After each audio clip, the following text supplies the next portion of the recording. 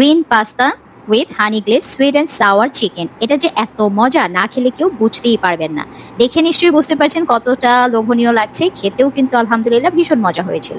তো কথা না বাড়িয়ে চলে যাচ্ছি রেসিপিতে। কিভাবে এটা তৈরি করেছি চলুন আপনাদেরকে দেখাই। বাড়ির আঙিনায় এরকম কিছু উপকারী গাছ থাকলে মন্দ হয় না, কি বলেন?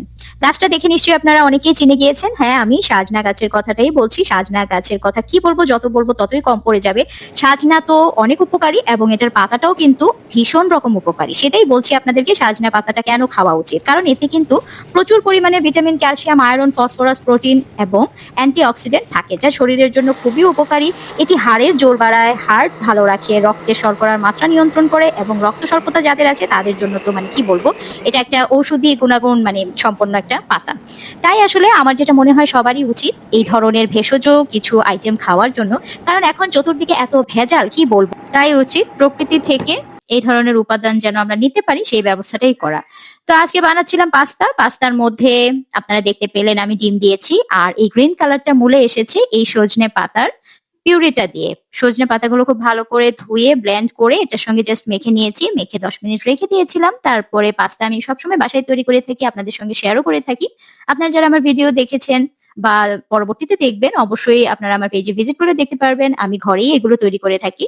তো আজকে গ্রিন করে করেছি, সজনে পাতাটা যেন এটার পুরো গুণটা ঠিক থাকে সেজন্য এভাবে ব্লেন্ড করে একসঙ্গে মিশিয়ে দিয়েছি। হয়তো ভাজি খাওয়া যেতে পারে, ভর্তা খাওয়া যেতে পারে, কিন্তু বাচ্চাদেরকে খাওয়ানোটা একটু টাফ হয়ে যায়। এভাবে যদি আপনারা পাস্তার মধ্যে দিয়ে ডোটা মেখে নেন, প্রিপেয়ার করে নেন, খেতেও বেশ সুস্বাদু লাগে। বাচ্চারা মজা করে খেয়ে নেবে। ভর্তা খেতে বা ভাজি খেতে হলে বাচ্চাদের সঙ্গে একটু ঘ্যান ঘ্যান করতে হয়, সেই ব্যাপারটা আর থাকলো না। তো যাই হোক, এই তো আপনারা আপনাদের পছন্দ মতো পাস্তা রেডি করে নিতে পারেন। আমি খুব সিম্পল ওয়েতে করে নিয়েছিলাম, জাস্ট বাটারের মধ্যে গার্লিক দিয়ে টস করে নিয়েছি, আর দিয়েছিলাম গোলমরিচ, লবণ, দ্যাটস ইট। আর এখানে আমি দেশি মুরগি কিছু ছোট ছোট পিসেস করে কেটে নিয়ে সমস্ত মশলা দিয়ে মেখে নিয়েছিলাম, একদম গরম মশলা, আদা রসুনের পেস্ট, তারপর দিয়েছিলাম সয়া সস, ওয়েস্টার সস, তারপর একটু লেবুর রস, সবকিছু এভাবে দিয়ে মেখে ম্যারিনেট করে 2 ঘন্টার মতো রেখে দিয়েছিলাম। আর ঝাল ঝাল করবো বলে একটু চিলিটাও বাড়িয়ে দিয়েছি। তারপর যেটা করেছি, এটার মধ্যে একটি ডিম দিয়ে কর্নফ্লাওয়ার এবং আপনার যে আটা থাকে বা ময়দা, যেটাই আপনাদের কাছে অ্যাভেলেবল ঘরে থাকবে সেটা দিয়ে দিবেন। দিয়ে এভাবে এটাকে কোটিং করে নেবেন, ব্যাটারের মতো হয়ে যাবে। সেটাকে তেলে জাস্ট ফ্রাই করে নিলাম। আর ঘরে তো আমি সবসময় টমেটো সস, চিলি সস এগুলো প্রিপেয়ার রাখি। ওয়েস্টার সস, সয়া সস দিয়ে একটু সেটাকে আপনার চুলোতে টস করে নিয়েছি। That's it. সিম্পল ওয়েতে করে নিয়েছি, কিন্তু এটা ভীষণ মজা। আর আজকালকার জেনারেশন, আজকালকার বাচ্চারা তো এই ধরনের ডিশ পেলে কি বলবো, কথাই নেই। আমার বাচ্চারা ভীষণ পছন্দ করে। পাস্তা হলে ওদের আর কিছুই লাগে না।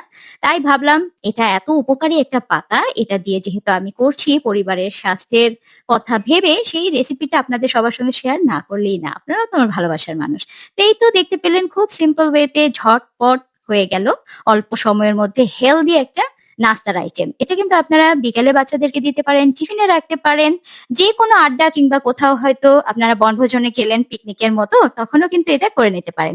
একদম উপরটা ক্রিস্পি, ক্রাঞ্চি, ভীষণ মজাদার। তো আশা করছি বরাবরের মতো রেসিপিটি আপনাদের ভালো লেগেছে। যদি ভালো লেগে থাকে অবশ্যই একটু কমেন্ট করে জানাবেন। Thanks for watching.